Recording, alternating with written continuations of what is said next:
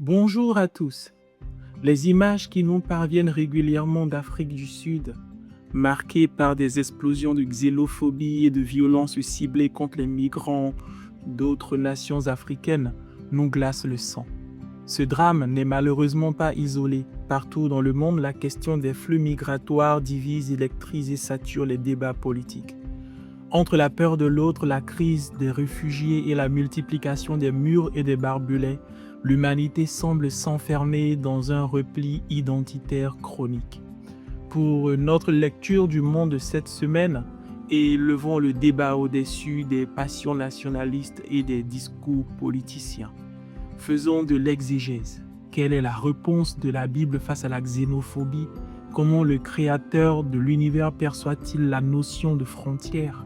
Découvrons ensemble comment l'Écriture résout la tension entre la souveraineté des nations et le devoir absolu d'hospitalité. La première vérité théologique qui frappe le lecteur de la Torah est le statut juridique et spirituel accordé à l'étranger. Dans l'Ancien Testament, Dieu ne bâtit pas une théocratie chauvine ou repliée sur elle-même. Au contraire, la loi de Moïse fait de la protection de l'immigrant un commandement d'une rigueur absolue. Le Seigneur déclare en Lévitique 19, versets 33-34, « Si un étranger vient séjourner avec vous dans votre pays, vous ne l'opprimerez pas. Vous traiterez l'étranger en séjour parmi vous comme un autochtone du milieu de vous.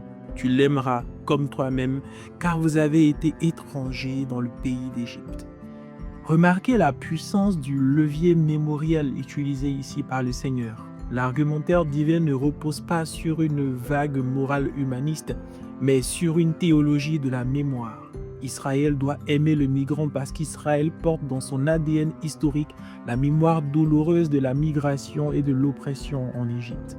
La xénophobie, qui signifie littéralement la peur ou la haine de l'étranger, est une insulte directe à la mémoire de la propre délivrance du peuple racheté. En persécutant l'étranger, l'homme reproduit le comportement de Pharaon. Et le Nouveau Testament pousse cette logique jusqu'à son paroxysme à travers le mystère de l'incarnation. Dès sa naissance, le Seigneur Jésus-Christ fait l'expérience de la migration forcée. Pour fuir la folie meurtrière d'Hérode, la famille de Joseph doit franchir une frontière de nuit et chercher refuge en Égypte. Jésus a été un réfugié politique. Pensez-y. Plus tard, dans le discours magistral sur le jugement des nations en Matthieu chapitre 25, le roi de gloire s'identifie personnellement et radicalement aux migrants. Il dit « J'étais étranger et vous m'avez recueilli ». Matthieu 25, verset 35. L'exégèse de ce texte est bouleversante. La manière dont une nation ou une communauté traite le migrant sur son sol est le baromètre exact de sa relation avec Jésus-Christ. L'Évangile nous appelle à substituer la xénophobie par la philoxénie, l'amour et l'hospitalité envers l'étranger. Alors, marquons un arrêt, une pause, un célat de gravité géopolitique. Regardons la carte du monde. Qui a tracé les frontières de nos nations? Ce sont des traités humains, des guerres, des découpages coloniaux ou des accords économiques. Le psaume 24, verset 1 nous rappelle ceci. Il dit « À l'Éternel, la terre et tout ce qu'elle renferme, le monde et ceux qui l'habitent. » Cette pause nous oblige à réaliser que personne n'est propriétaire absolu d'une parcelle de cette terre. Nous ne sommes tous que des locataires et des pèlerins sous le regard du Créateur. Une saine théologie des frontières, oui, doit toutefois résoudre une tension. La Bible ne prône pas l'anarchie ou la dissolution complète de l'ordre public, pas du tout. L'apôtre Paul en Romains chapitre 13 valide l'existence des autorités et de l'État pour maintenir l'ordre et la justice. Dieu a établi des nations et fixé des limites pour éviter le chaos universel de Babel. Cependant, le droit d'une nation à gérer ses frontières ne lui donne aucunement le droit de piétiner la dignité humaine.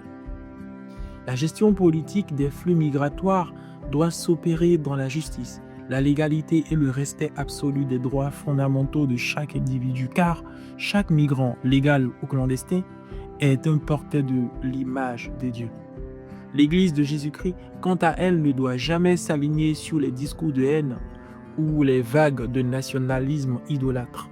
Notre citoyenneté ultime et céleste, elle est céleste, notre citoyenneté ultime. Notre mandat est d'être des canaux de compassion de secours et de réconciliation au milieu des fractures de ce siècle. Au bout de l'histoire humaine, le livre de l'Apocalypse nous révèle la géographie finale du royaume de Dieu. La Nouvelle Jérusalem possède des murailles et des portes, mais ces portes restent prophétiquement ouvertes jour et nuit pour, je cite, accueillir une grande foule que personne ne pouvait compter, de toute nation, de toute tribu, de tout peuple et de toute langue. Oui.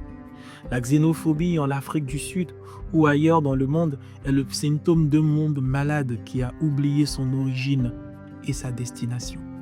Ne laissons pas la peur dicter notre théologie. Soyons des ambassadeurs d'un royaume sans barrière raciale où l'autre n'est plus une menace pour notre confort, mais un frère potentiel à aimer au nom de celui qui a brisé le mur de séparation à la croix de Golgotha. Shalom et à bientôt.